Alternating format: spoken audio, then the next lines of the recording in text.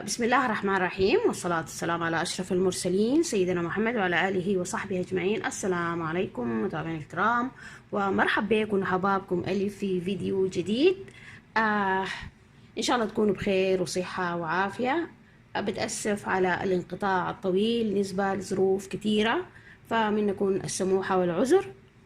اليوم حأتكلم عن دهن الصندل. نسبة لكثرة الأسئلة عنه، كثير من الأخوات بيسألوا عنه، عن استعمالاته، عن سعره، عن أماكن شرائه وما شابه ذلك.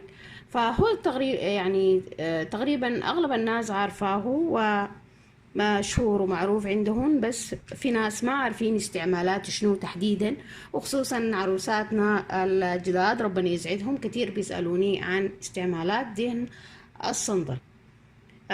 طيب، بسم الله الرحمن الرحيم. دهن الصندل، وقبل ما ادخل فيه وما تنسونا من الدعم، من اللايك، من الشير.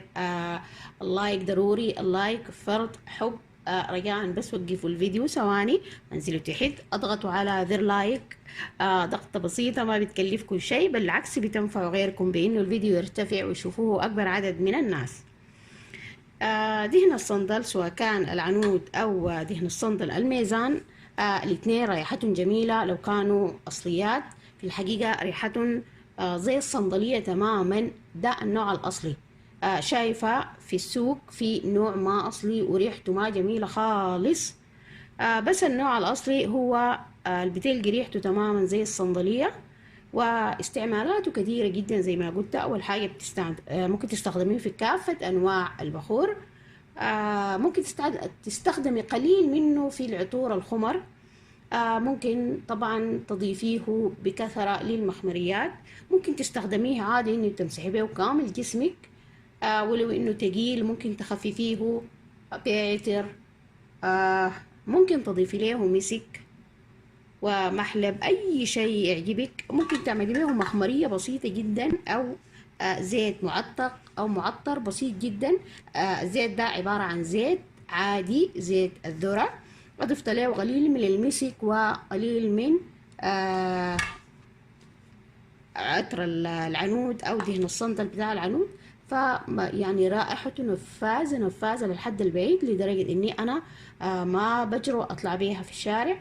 بعملها بعد الحمام مباشرة، بتدي ريحة والله ما شاء الله طوال اليوم بتكون رائحتك كأنك معطرة بصندلية.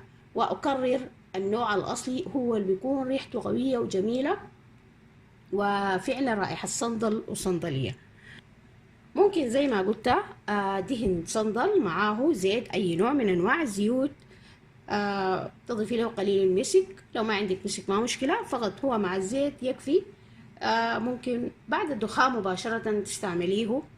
بعد الحمام تستعمليه، وممكن تضيفيه للدلكة حقتك، نقاط منه للدلكة، وتخليها في الحمام الله يعزكم، وتتمسح بها بعد الحمام أو أثناء الحمام.